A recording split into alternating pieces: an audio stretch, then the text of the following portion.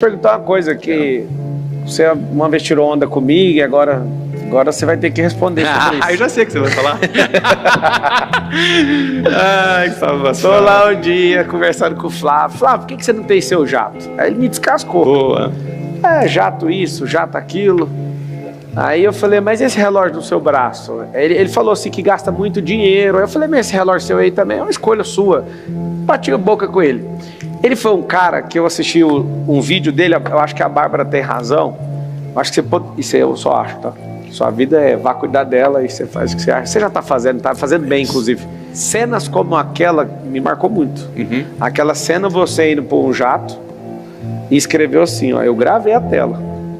Se as decisões que você tomar der certo, todo mundo ganha.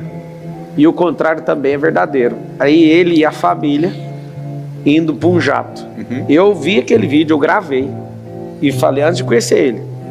Respirei e falei assim, eu vou viver exatamente isso. Eu não aceito viver menos que esse cara tá fazendo aqui e falando. Eu não sabia que ele, por questões de lógica financeira, é melhor ser investido do que comprar um jato mesmo, eu entendo. É melhor fretar. É melhor fretar.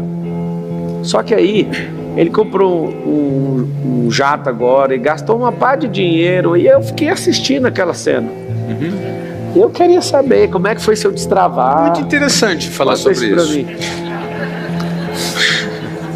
Olha só, eu não ando de aviação comercial dentro do Brasil, nos Estados Unidos e da Europa.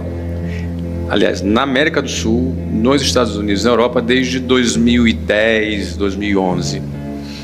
Eu tenho alguns marcos na minha vida. Eu lembro que foi em 1990, eu fui num churrasco na casa de um tio e a Luciana foi encontrar comigo em Copacabana. A gente namorava e a gente foi nesse churrasco. Então a gente saiu de lá 11 horas da manhã para esse churrasco.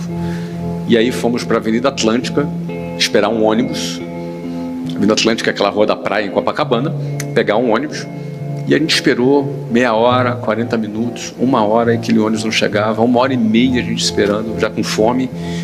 E aí decidimos pivotar a ideia, peguei um ônibus para Barra da Tijuca, pegamos lá um ônibus para Alvorada, levou mais uma hora, chegamos lá 2h30 da tarde na Alvorada, era um domingo, lotado de gente, porque era domingo, dia de praia, na Barra da Tijuca, na Alvorada, ali estava lotado. Eu fiquei mais uns 40 minutos esperando o ônibus. A gente entrou no ônibus, sentei no ônibus, tinha uma turminha bacana ali da Cidade de Deus que ficou meio que implicando comigo ali. Eu fiquei ali quieto, porque se eu encrespasse alguma coisa, eu apanhava ali dentro do ônibus. Então foi bastante desgastante. Bom, conclusão, para subindo ali uma ladeira e chegamos lá na casa do cara, era 4h30 da tarde, tinha uns pedaços secos de carne. E aquele dia eu falei, nunca mais na minha vida eu entro no ônibus. Nesse dia, nunca mais na minha vida eu vou entrar num ônibus. Esse dia eu voltei para casa de carona com esse meu tio. No dia seguinte eu comprei um carro pendurado, um Passat. Comprei um Passat 86, não era álcool não, era gasolina, era um Passat Responsa, um Passat Pointer, era um negócio bacana na época, os mais velhos vão lembrar aí, né? E cara, pendurado, não tinha dinheiro, tinha outro problema, não sabia dirigir, também não sabia dirigir, e aí fui aprender a dirigir. Eu só falei o seguinte, eu não ando mais de ônibus, até eu aprender a dirigir aquele carro, eu só andei de táxi, eu não andei mais de ônibus, nunca mais na minha vida eu andei de ônibus. Um dia em 2010 eu falei, não entro mais num avião comercial. Não entro mais. Então, a partir daquele dia, só fazia voo comercial em voos intercontinentais. Estados Unidos, Brasil, Europa. Não é? Ou seja, eu tenho aí quase 14 anos de aviação executiva. A partir de 2015 foi quando eu comecei a pensar em comprar avião. E aí eu fiz conta, eu sou um cara muito lógico, e fiz a conta que eu continuar fretando todas as vezes que eu queria, era muito mais em conta do que eu comprar. Porque quando você compra, você tem um custo de capital. Ou seja, você vai comprar um avião, 15 milhões de dólares, você deixa de ganhar 10% ao ano desses 15 milhões de dólares. 1,5 milhão de dólares é só o custo de capital. Fora o custo fixo, fora o custo variável, fora a depreciação. Porque as pessoas costumam calcular apenas o quê? O custo operacional. Eu sou bom de matemática, eu calculo também o custo de capital. Só tem uma coisa do avião, que ele é bem comprado, ele vai valorizar sempre, principalmente no Brasil, né? Ele não para de valorizar. Por causa aqui da pandemia, né? A pandemia foi um ponto fora da curva. Não é? A pandemia foi um ponto fora... Mas antes dele, toda a aviação, eu não voo há mais tempo que você, mas virei aviador nisso, eu não vi uma curva de 2008 para cá, avião desvalorizando. Talvez uma compra mal feita. Uma compra bem feita, só assim, ó, só valorização. Claro que tem a depreciação do motor e tudo. Você tem overhaul, você tem todo o custo. Já fiz 2 vezes, nem tem medo, eu já entendi o jogo. O custo você faz, exatamente. E eu nunca comprei, entendeu, Pablo? Nunca comprei. Então eu vou fretar, vou sempre fretar, sempre fretei. E aí o que eu me convencia para fretar? Cara, eu andei em Global, andei em 7X da Falcon, Falcon 900, Falcon 2000, Gulfstream, enfim. Eu cada hora vou voar no avião que eu quiser, eu contrato e ponto. Não compensa. O que mudou? Essa do pergunta. O que mudou? O que mudou é o seguinte, meu caro amigo. É um tema perigoso de falar. As pessoas precisam tomar cuidado para ouvir isso aqui. Essa fala talvez trava um pouco de pessoas e vai destravar outras Vai destravar quem precisa destravar. Isso. O ponto aqui é o seguinte, tá? Tem uma fase na tua vida que você tem que fazer conta. Você vai fazer conta. Tem uma fase na sua vida que você precisa... Por exemplo, numa determinada fase da vida, é melhor o cara alugar um apartamento do que ele comprar. Porque ele imobilizar dinheiro, aquele dinheiro pode ser muito mais aplicado num negócio e ele multiplicar muito mais do que ele preso dentro do avião. De um apartamento. Tá? Então, tem uma fase na sua vida que é assim, que você precisa fazer um cálculo para ver qual é a atitude que tu vai ter para que você gere mais riqueza e esse acúmulo de riqueza.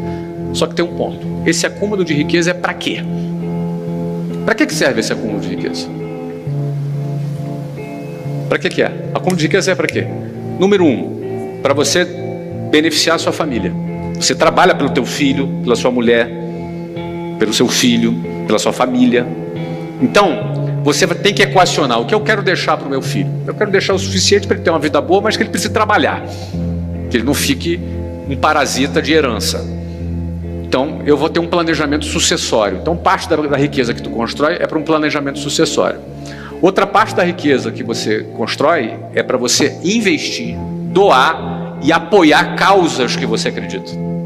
Eu estou falando o meu método, tá? Não sou dono da verdade. Então, eu pretendo investir, doar, gastar minha riqueza com causas que eu acredito. Podem ser causas sociais, podem ser causas espirituais, podem ser causas de qualquer natureza que faça parte daquilo que você acredita. Então, um segundo pedaço da riqueza que eu construo é para apoiar aquilo que eu acredito, para a humanidade, para legado que eu quero. E uma terceira parte é para eu desfrutar.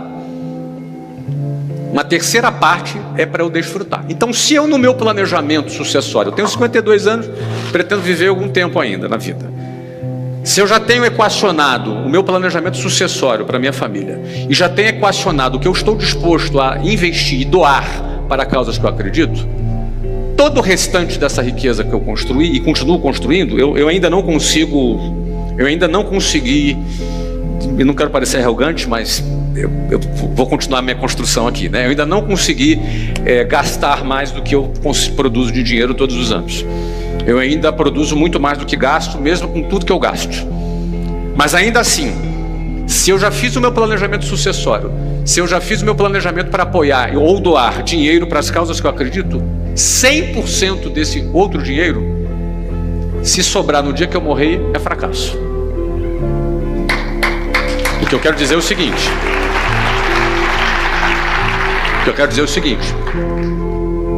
Esse dinheiro tem que ser zero. Eu tenho que terminar a vida com zero. Porque se eu já fiz um planejamento sucessório, se eu já fiz um planejamento... É forte, né? Se eu já fiz um planejamento sucessório, se eu já fiz um planejamento de doação para as causas que eu acredito, qualquer dinheiro que sobre na minha conta no dia da minha morte é fracasso. É desfrute que eu não tive. Nesse ponto, o que significa dizer... A partir de uma fase da vida, e tomem cuidado para entender isso que eu estou falando, porque talvez você não, muito provavelmente você não está nessa fase, eu já estou. A partir de uma determinada fase da vida, a meta é terminar com zero. Então isso significa o seguinte: eu preciso transformar toda a riqueza que eu crio em alguma coisa que eu vou desfrutar. Então a partir desse ponto, o cálculo para mim agora não importa. Então eu comprei um avião, mesmo sabendo que se o dinheiro tivesse aplicado e eu estivesse fretando, seria mais barato, porque eu quero me dar ao luxo de ter a exclusividade que eu quero ter a disponibilidade na hora que eu quiser ter, a máquina que eu quiser ter, da maneira que eu quiser ter, custe o que custar. Então eu entrei numa fase de um tempo para cá, obrigado.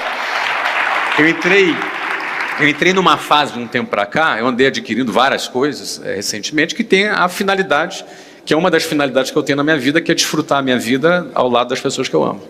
Então, agora, essa conta, que sempre foi muito importante para mim numa fase anterior, nessa fase agora, ela não é mais importante. Doeu, mas saiu.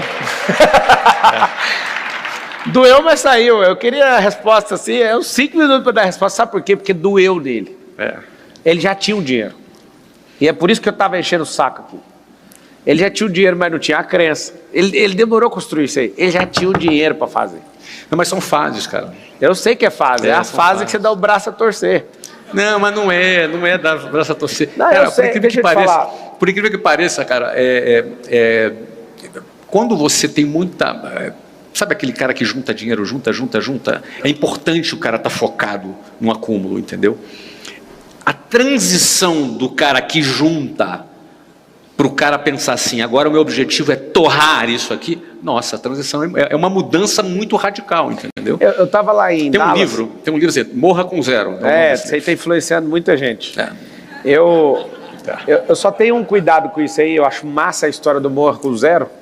Eu só tenho um cuidado que eu quero dar para todo mundo não entrar por um caminho achando que esse caminho é a diversão. Tem um viés, às vezes, comunista de não querer deixar nada para filho, não deixar legado e resolver com isso, ou então doar toda a sua fortuna. Eu tenho pensado diferente, tá? Só mais você ter uma causa que é automatizada e que faz gente prosperar. Eu sou mais você desfrutar a vida desde o começo, mesmo passando dificuldade. Porque depois, tendo muito dinheiro, você vai arrepender de cada coisa que você não fez. Tem um restaurante que eu tive covardia de levar a Carol, e no dia que eu prosperei, falei, vou levar, o restaurante tinha fechado, quebrado.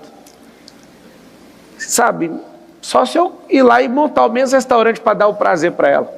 Um dia ela falou, ontem eu entrei de sócio num loteamento do lugar onde ela queria ficar hospedada. Eu nunca tive coragem de ir lá. E tinha o dinheiro, mas não tinha a crença.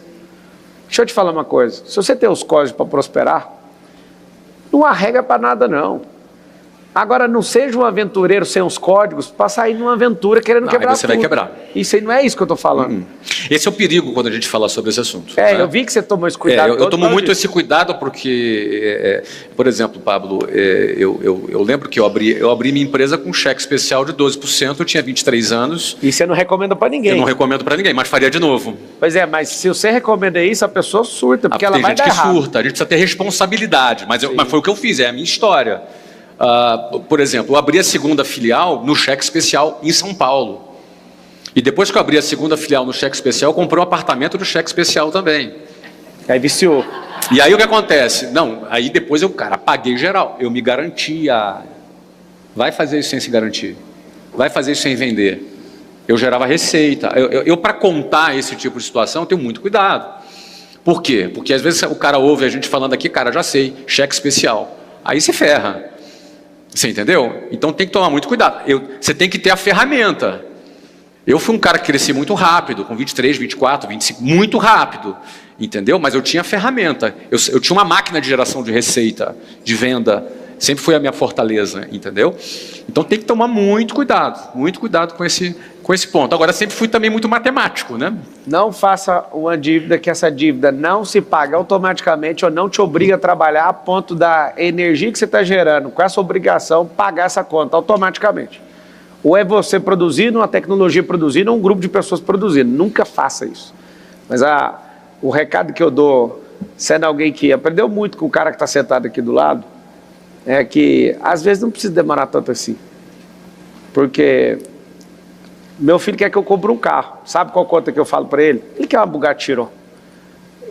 Eu falo para ele, esse dinheiro no banco, por ano, é milhões. Então não faz sentido. Aí ele falou assim, mas tudo que você fala que você vai fazer, você faz. É só você querer fazer. O dinheiro é o de menos. E na cabeça dele, ele é treinado a pensar assim. Só que eu penso, o que eu vou ganhar de idade com isso? O que eu vou mostrar para o mundo? Eu vou ficar parecendo um jogador de futebol? Daqui uns dias vocês vão ver, eu vou lá e compro e vai dar tudo certo. Só que essa tem que ter uma lógica. Eu acho tem que ter propósito. Tem que ter propósito. Tem que ter propósito. Eu acredito que esse negócio de você viajar muito, acho que você equacionou isso. Equacionei. E você fez 27 viagens assim, mais outras que você vai fazendo e tudo. Por que é interessante ouvir isso? A minha decisão é, não pego mais filho em Guarulhos. Acabou. Você sabe o que me fez comprar meu jato? Foi um dia estar com a minha família e os meus filhos pequenos em Guarulhos. E aí eles falaram, senhor, nós erramos aqui sua passagem, agora você vai decolar lá de Congonhas. E como é que é? Eu vou entrar num avião aqui, você vai transferir para lá? Não, você vai de táxi. Aí eu fui, aí vocês falam, cara, vocês são frescos, o problema dele foi ônibus, o seu é táxi. É o dia da revolta. É o dia que você fala assim, ó, daqui para frente eu não vou fazer isso mais.